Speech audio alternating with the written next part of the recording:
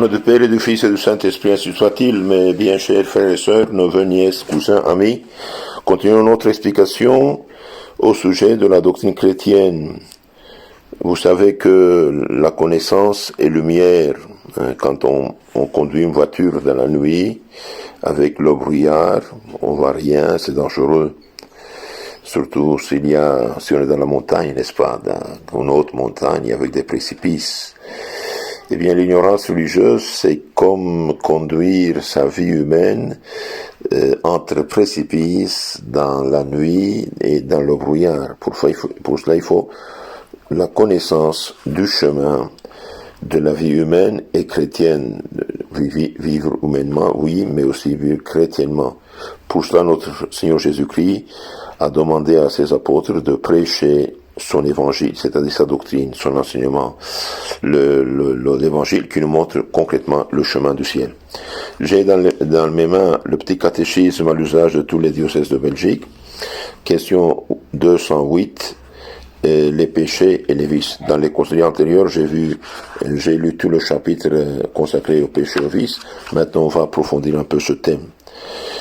Comment la vie surnaturelle s'affaiblit-elle ou se perd-elle en nous?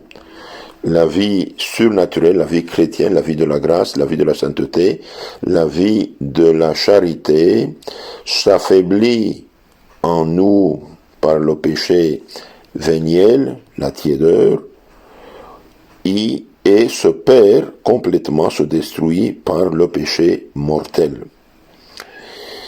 Donc le péché mortel, péché grave, détruit complètement la vie surnaturelle, vraiment, on est un cadavre.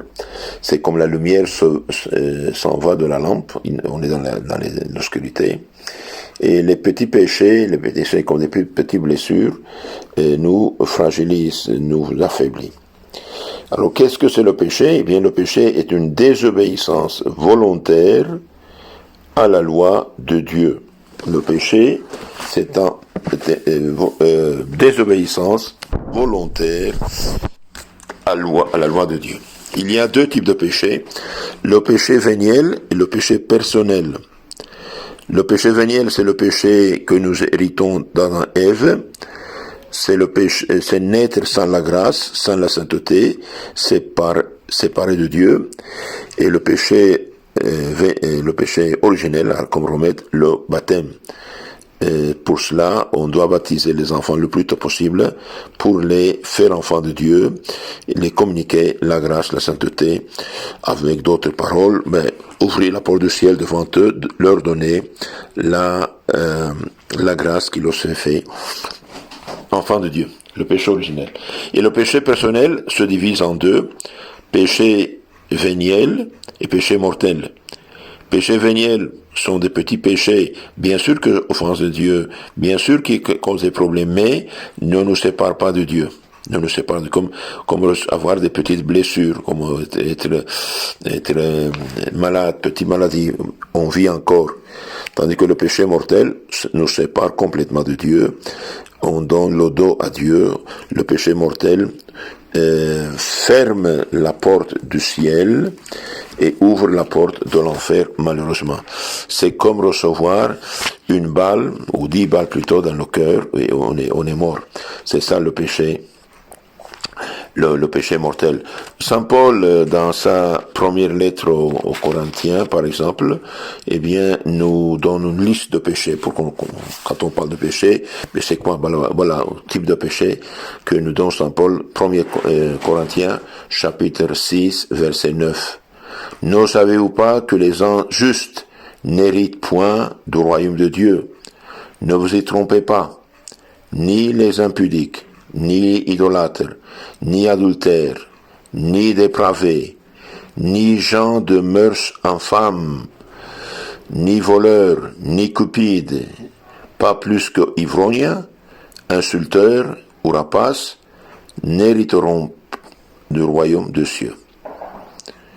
Donc, les impudiques, ben, tout ce qui, c'est la fornication, c'est l'impureté, les adultères, tous ceux qui sont infidèles à leur époux, épouse, les dépravés, les gens demeurent en femme, c'est Sodome et Gomorrhe, c'est homme avec homme qui pêchent, les voleurs, les cupides, les ivrognes, les insulteurs et les rapaces n'hériteront pas le royaume de Dieu.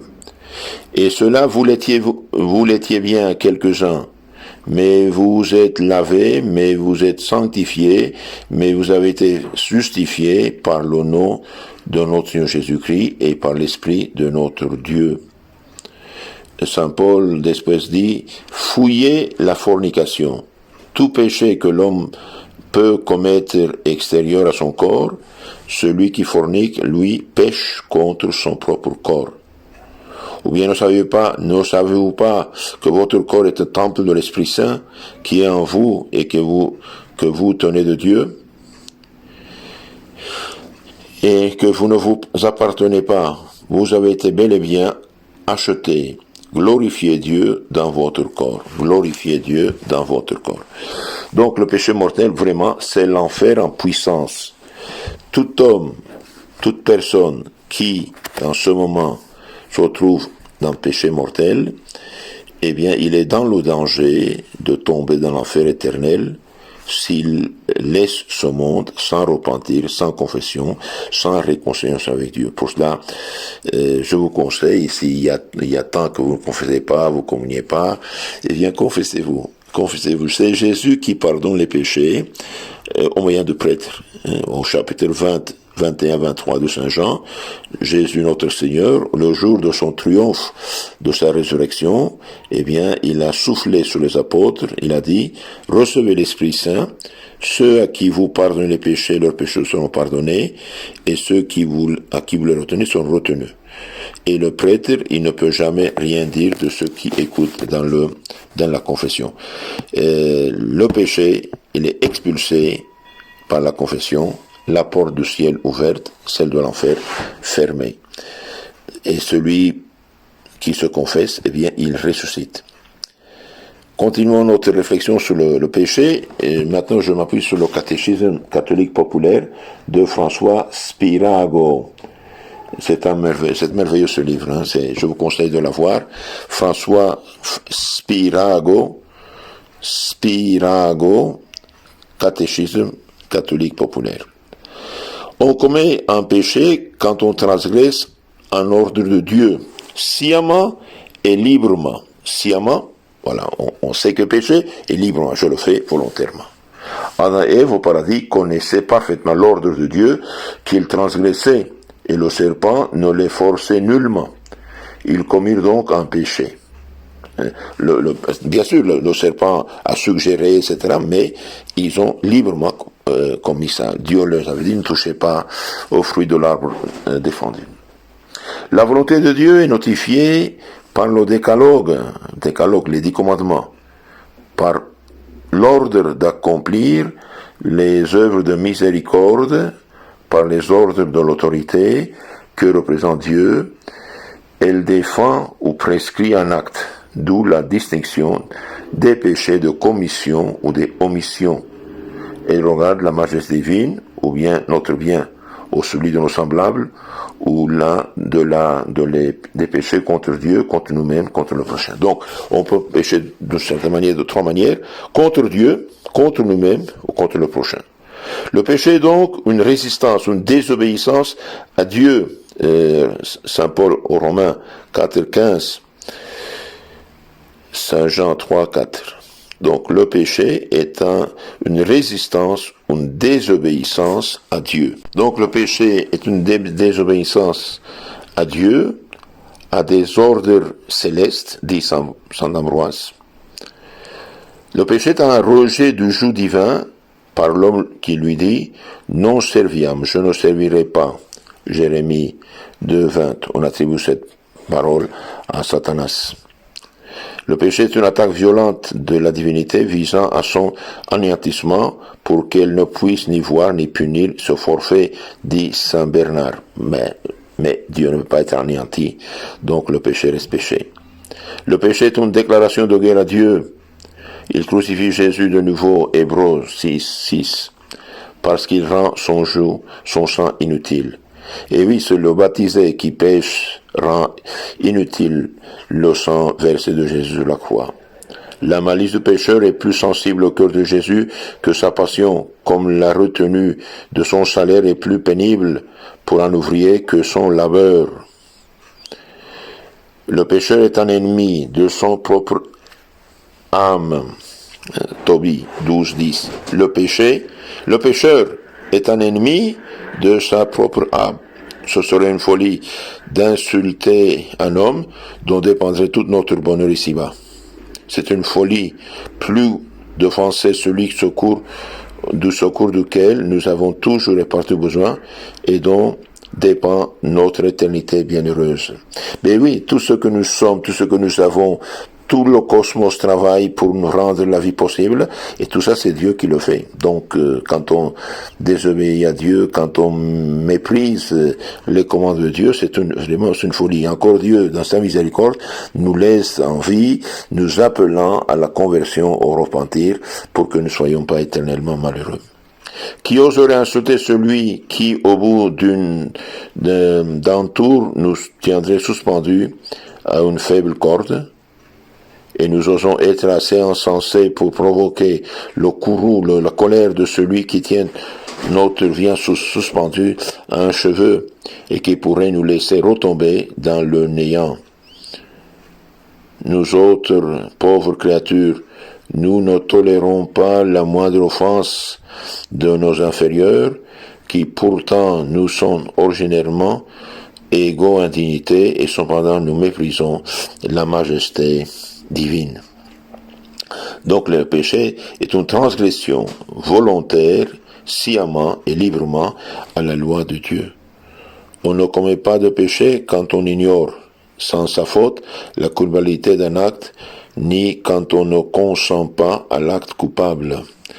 Donc, quand on ne sait pas quelque chose qui est péché, un enfant s'est fait des bêtises, des petits, là, sans usage de raison, il ne sait pas qu'est-ce que c'est péché, il pêche pas. Il fait matériellement la chose, mais il ne pêche pas. Noé n'était pas coupable du péché d'ivresse parce qu'il ignorait les effets du vin. Bon, Noé, après le déluge, a fait du vin, il a bu du vin, il ne savait pas que c'était du vin, il est devenu ivrogne. Bon, mais il n'était pas conscient, il ne savait pas que ça allait produire ça. Donc, parce qu'il ignorait les effets du vin, ni celui-là ne serait coupable qui mangerait de la viande un vendredi sans y penser. Il pense que c'est jeudi. Il n'a pas de péché. Par contre, il y a certainement péché quand par suite d'une mauvaise habitude, on ne réfléchit plus à la culpabilité d'une action ou qu'on ignore la loi par sa propre négligence. Car autre chose est ne pas savoir, autre chose ne pas vouloir savoir. Ici, nous touchons un thème dangereux, l'ignorance coupable. Autre chose ne pas savoir, autre chose ne pas vouloir savoir. Celui qui se détourne volontairement de la vérité pour ne pas la connaître est un contempteur de la loi, méprise la loi. Celui qui en ce monde cherche à échapper à la parole de Dieu ne trouvera aucune excuse devant lui. On ne commet pas de péché quand on ne consent pas à l'action mauvaise. Les premiers chrétiens auxquels on faisait jeter de force de l'encens sur les autels des idoles n'étaient pas coupables. On mettait l'encens dans la main du chrétien et puis il poussait la main pour qu'il ne jette pas. Il ne jetait pas parce qu'il ne donnait pas son consentement. Nous ne sommes pas non plus responsables des mauvaises pensées que le démon nous suggère aussi longtemps que nous n'y prenons pas plaisir. Donc, quand on a une mauvaise pensée, on la chasse, on la méprise, eh bien, il n'y a pas de péché. Sentir n'est pas péché. Consentir, accepter, prendre plaisir est péché. Les représentations de l'imagination pendant le rêve ne sont pas coupables, puisque notre liberté n'est pas en jeu. Vous tuez quelqu'un dans un rêve, il n'y a pas de péché. Pour que vous n'avez rien tué personne. Il ne faut pas s'en troubler, mais les jeter au réveil. Jésus dit expressément que tous les péchés viennent du cœur, c'est-à-dire de la volonté. La volonté manque, il n'y a pas de péché. On est toutefois coupable quand on a posé volontairement la cause indirecte du péché, celui qui s'enivre est responsable des actes qu'il a commis dans l'état d'ivresse.